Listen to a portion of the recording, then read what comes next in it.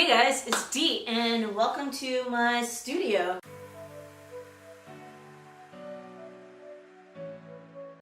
If you've watched videos on my main channel or even my vlog channel, you've already seen the sticky notes to self wall as well as my thinking wall, but around the space there are also creative stacks of inspiration, of materials like papers, assortments of papers,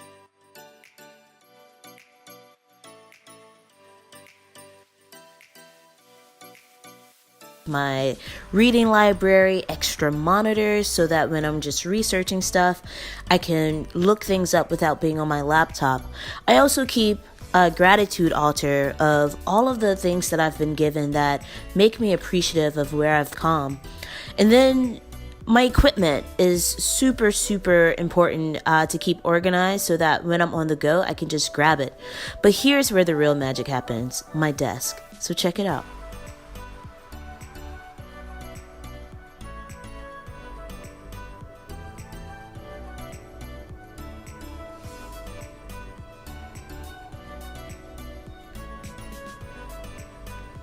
So yeah, that's a bit of my studio tour. Come back for another video when I'll share even more.